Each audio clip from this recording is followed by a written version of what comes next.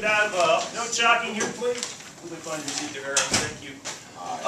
You were asked to do this reading for homework, but again, if you guys could please, for about 1.5 minutes, silently, read over this reading, which we're going to have a bit of a discussion on for the first part of the class today.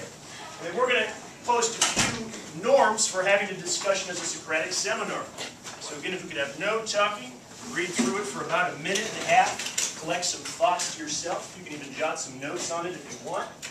And then we'll come together in just a little bit.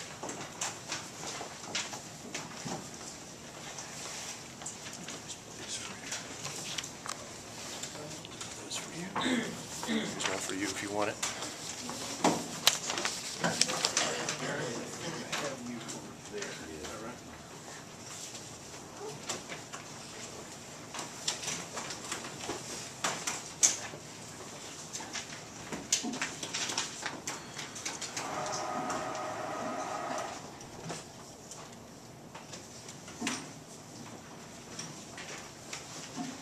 Call out names. You just say here if you're here, please. For one. Jose. Here. Elliot. Here. Maurice. Maurice. Rochelle. Here. Burkett. Niyat. Jonas. Tiffany. Alicia. Corey. Jackie. Christopher. Here. Daniel? Here. Polyvon? Here. Brian? Here. Darnell? No, Darnell? Jennifer? Thank you, Jennifer. Freddie? Jardel? Here. Aaron? Alder? Alder? Thank you, Alder. Francisco? Here. Keista? Got it? Kevin? Monica? Amani?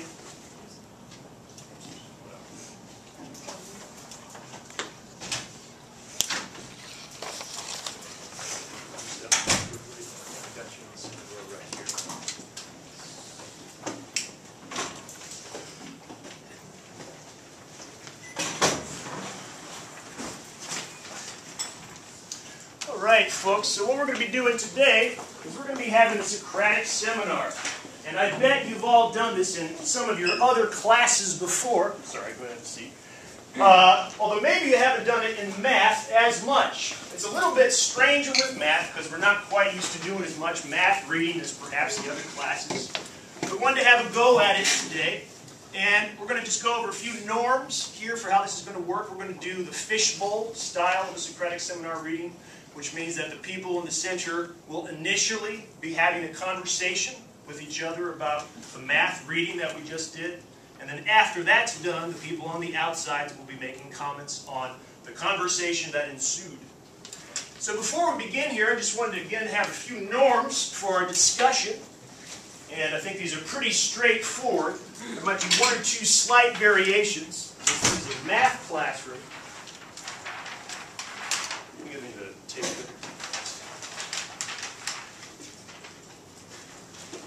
I'm sorry.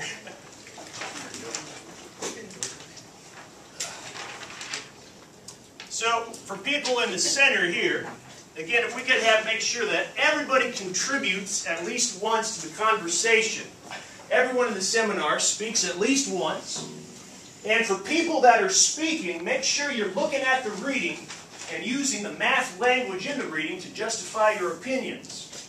There's lots of juicy stuff there that you can point to and people can look at. Everybody's got a copy of the reading. Don't be afraid. This is a particular math situation where there are no wrong answers.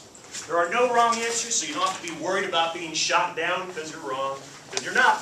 Everybody's entitled to a different opinion here. And please make sure that while we're talking, make sure that you are talking one at a time, not interrupting each other, but making sure that you are debating. Sometimes we discourage you from arguing too much. Actually, I'm going to encourage a little bit of argument. Math is about standing by your opinion because of a certain reason. And I would like to see a little bit of debate in here, if we can get it going. If it turns out that things are not flowing and people are not talking too much, I do have some good old equity cards up here, and I'll start calling on some people to keep the conversation going. And I'm hoping that people here will have something to say.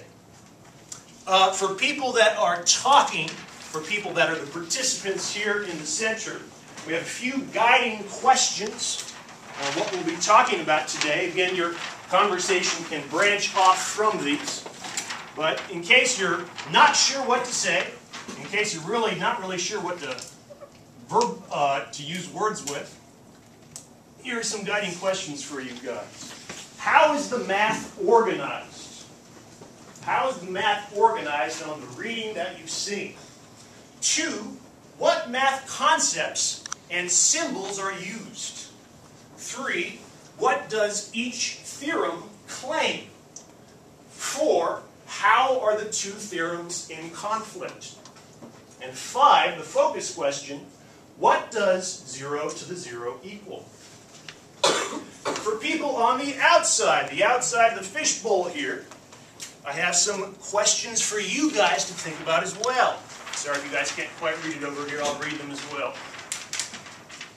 For observers of our Socratic Seminar, I have 3 things I want you to think about, please. 1, how did the students use the math language as they were having their conversation? How did students use math language? 2, how did students use math to justify their opinions? And 3, how, if so, did students' opinions change over time? Maybe some people will stick with their opinions. Maybe some people will really change their opinions based on how the conversation goes. We'll just have to see. Does anybody have any questions before we begin? Anybody have any questions? Yeah, Daniel? So we don't know how to do. So you guys will not be talking initially. These 2 rows on the outside will be observing. And when you're thinking about these questions, and we come to you after our seminar is over, then you can either talk about the people that were closest to you. You can mention, this is what I saw happening. Or if you want to talk about the group in general as well, that's fun. Anybody else have any questions? You all right, Kevin?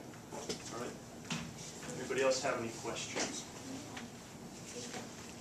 Yes, I can too. Okay, it's annoying.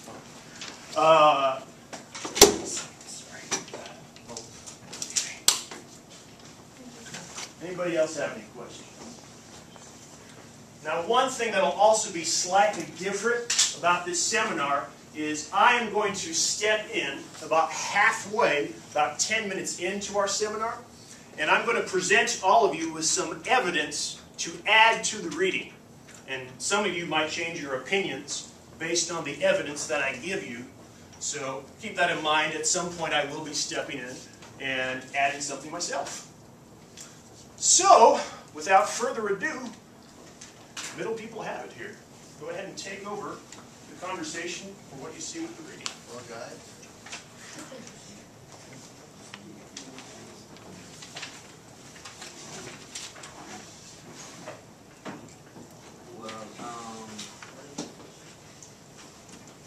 How is the math organized?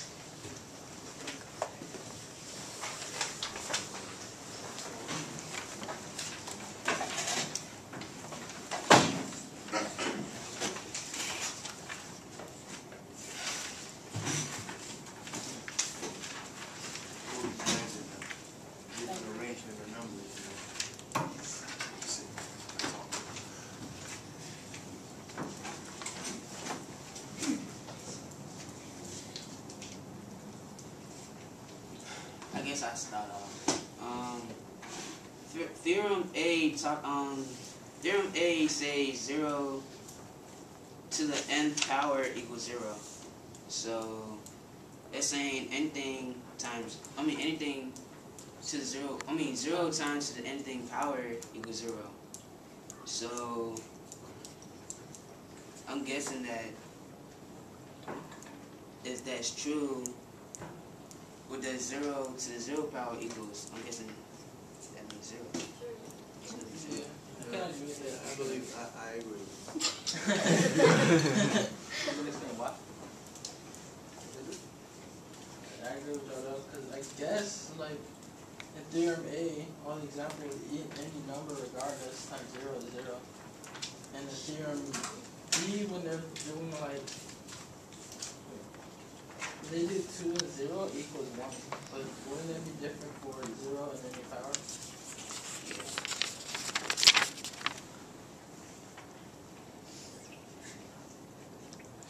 Theorem A and Theorem B are kind of different because Theorem A talks about 0 being the what's that word I'm looking for? Where 0 is being multiplied by. It's not being multiplied by. Never mind. Just everything equals 0. 0 to any power is 0. And then theorem B, there's kind of a big problem. So, It's like theorem B is different from theorem A because theorem A is about 0 times the n power of any number, while theorem B is basically n numbers times 0, like to the 0 power. For example, But that always equals 1 in any way. I don't know. You don't have to look at me when you're talking. You can talk to Oh, when you're that's how it is. for example, in theorem A, it shows the process is 0. It's short. It's just 0, then the answer always equals 0. But in theorem B, it's more complicated. All these numbers make it far more complicated. So you can see, right, how 0 is a number that always will equal to 0. You guys hear what I'm saying?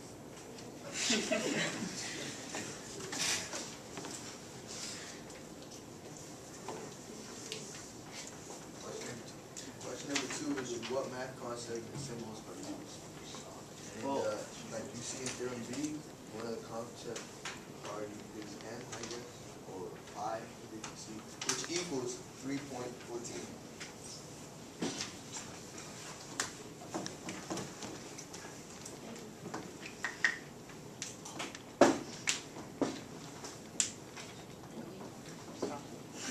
Alright. So let's look at example 1.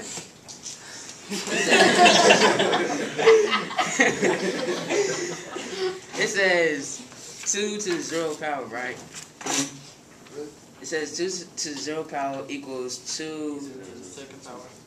to 0 to the second power.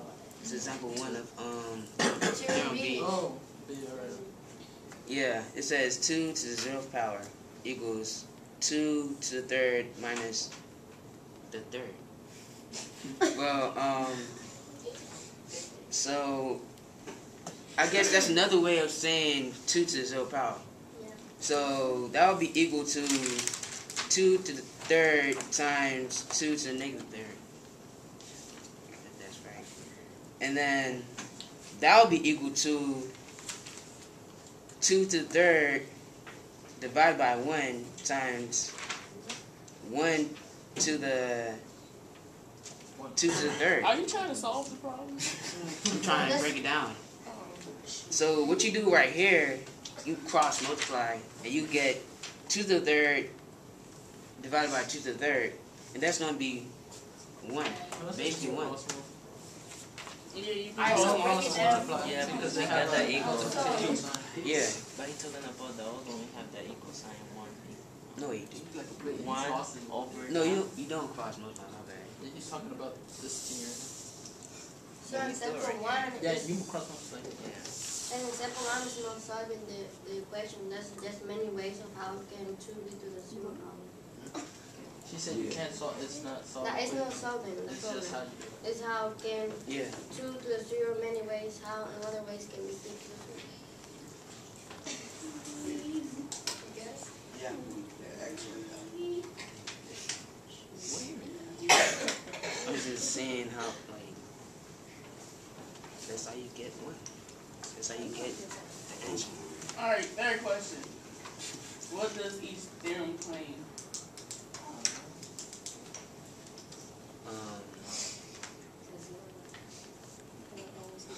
Yeah, it'll Oh. always equal 0. Alright, Theorem A claims that 0 to the nth equals 0. It claims that 0 to any power will equal 0. And theorem B Basically, means And any theorem B, number to the power 0 equals 1. Because isn't it the same thing as multiplying by For zero? which one? Like, never mind. Oh, you still get the same. Any number No, multiplied by that's- zero is, come on, it can be a trillion multiplied by zero is going to be. What'd you say? Anything I times zero said, is it can be like a trillion multiplied by zero is going to be zero. So, Oh.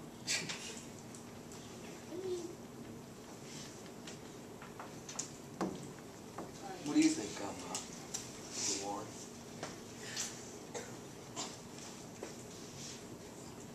What about you?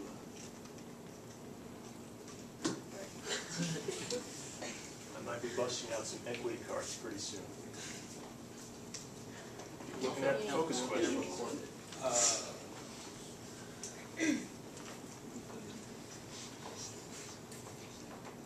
Are we on to the next question? Question number 4.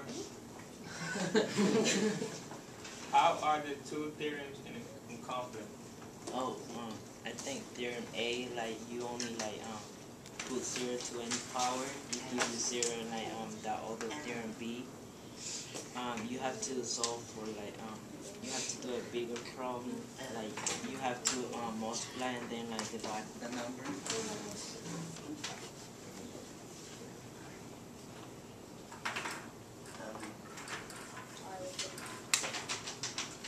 You want to say something, Aldi? I think, Focus question. I think if you're an A, that's like easier. Like you don't have many ways to go. Focus question. What does 0 to the 0 power? Zero. zero. Zero. It could be 0 or 1. No. Yes, because right here it's 0 to the n power That's equals true. 0. And right here it's 2, any number to 0 power equals 1. So 0 and 0 gives you 1 or 0. Ooh. Respectful language, please. Thank you, one at a time. Keep going. That's true.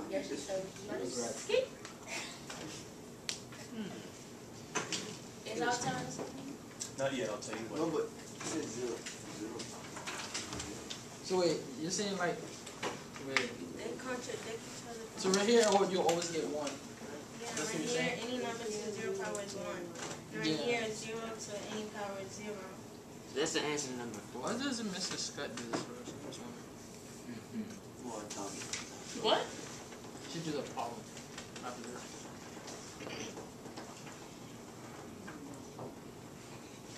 Luwan, do you have anything to contribute to the focus question? Everyone must be here.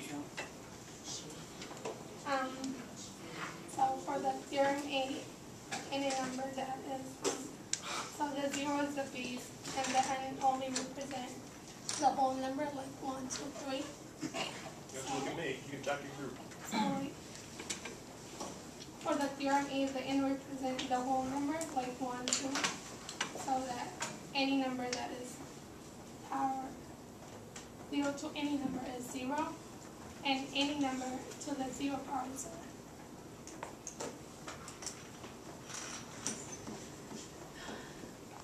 Yeah? Well, thank you guys for participating in this. We're not done yet, Elton. We're not close to done yet. Just brush the surface. Yeah, maybe just for some of us, could you just restate what the focus question is? What's the problem? What's the conflict? What does 0 to the 0? I got to out.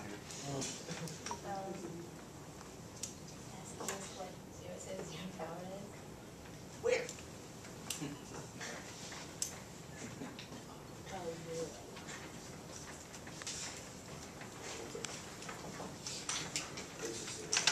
Go. All right, it's been about 10 minutes. And like I said, we're going to pause. For just a second. We're not done yet. Hang on. Hang on. This discussion's not over. All right? I have some more evidence to prove to you all. All right? I got here 2 different calculators. All right? This calculator costs about $8. All right? And on this calculator, I can type in 0 to the 0. If I type in 0 to 0, I end up getting E. E stands for error, as in the calculator messed up. Doesn't work. Now, right here, I have my personal calculator. This is what I used all in college. It's a graphing calculator. It cost me $120. All right? It's a great calculator. And when I type into it, I get 0 to the 0 is 1. Which one is right? The error jump. Discuss.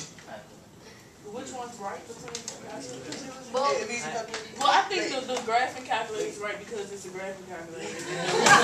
You know, like it's like it can be more because it's more. Boy, here. It's more expensive. it's a capacitive for calculator. It's like the phone.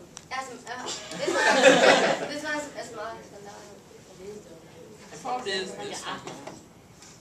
Because it's a smarter calculator. It's smarter. It's more expensive. Well, You got more. You got more buttons. I think the one that cost $8 was Because that one costs $5. cost more than yours. Alright, yeah. Alright, once when I bring my calculator. Where the day? Gada, what do you think about the calculators? Go. Grab a calculator. It's like the more expensive and more Really expensive. smart. I think the cheap one is right because 0 to the 0 power is 0. So the price. So I seem to be hearing some consensus here that people think money equals smarter. Is that right? No. It depends though. I'm not going for the money. I'm going for what the answer is. How is it gonna be 0 to 0 equals 1? And you just said, but you just said 0 to 0, but it's the error or something. He's just lying. He didn't show us the answer. That makes Can it sense. be both?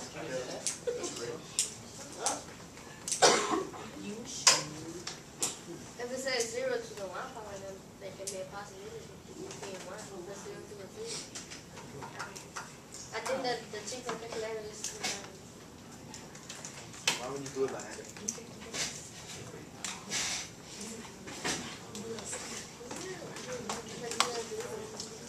Jonas, what do you think? The calculator. Don't look at me, look at your group. I think this one, the small, like, 0 the power of 0 means, I think, 1. 0. 0 the power of 0 means 0 times 0. So, any number multiplied by 0, we got 0. On the first theorem, we got 0 the power of 2. Example 1. So that means 0 times 0. 0 the power of 2 means 0 times 0. So we got 0. So every 0 number multiplied by 0, we got 0. So Yeah. the both are wrong. Burkett, do you have anything to add to that? Both of them are wrong? Yeah. The one from the cheap one didn't give us the answer. It gave us error. That's So what that, says it's wrong. The first one gives error, the second one says 1. so it probably means 0 by saying error. We'll let Burkett jump in I here. think it's one. Any number square root of 0. What? Any number square root of 0. You have to look at me, you look at your. Can you speak louder? Any number square root of 0. It's any number. You say any number squared by 0 is 1. But 0 But times, ¿qué número es? 0 0 times 0 is 0. It can't be 1. Any number times 0 is 0. Yeah. Yeah. So how is it going to equal 1? It's because this is Let him this explain is though. Go ahead, many explain. numbers. One person's talking right. Wait. One person. What you We was have saying? about 1 minute left for this discussion, and then we're going to open it to these sides. So if we could have some last thoughts here to wrap this up.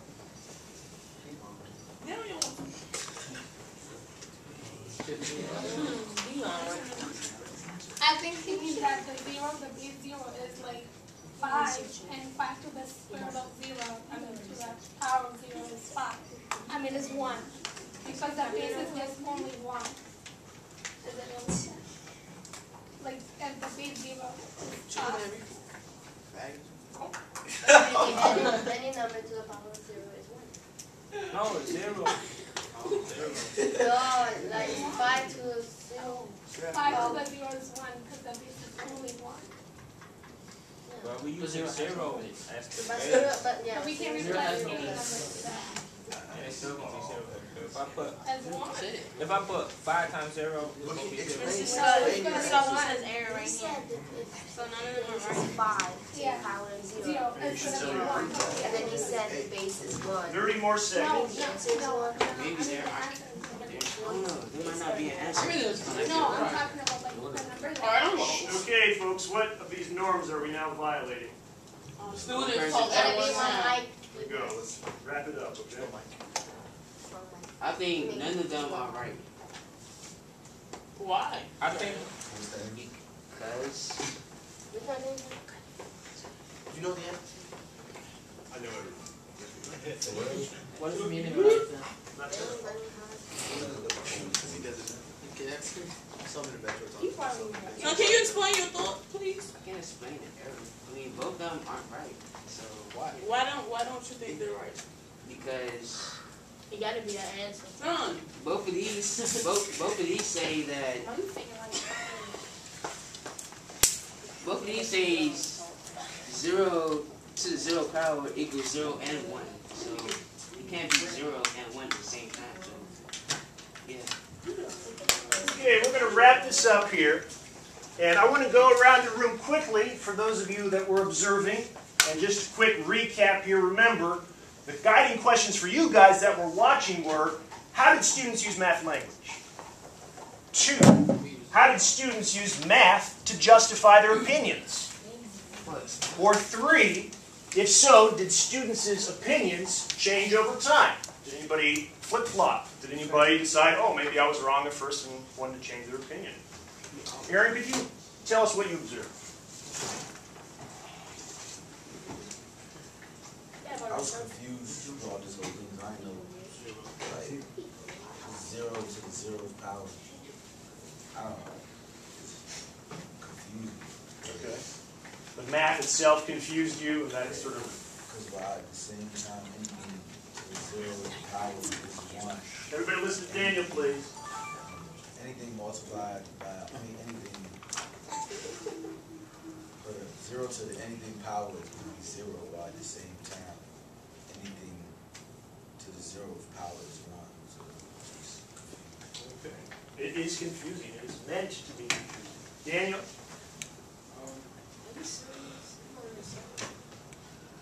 Well, like, they used what they did for the Socratic Seminar thing. They used, like, they try to break down what they saw, try to use it to explain what they thought. What was that?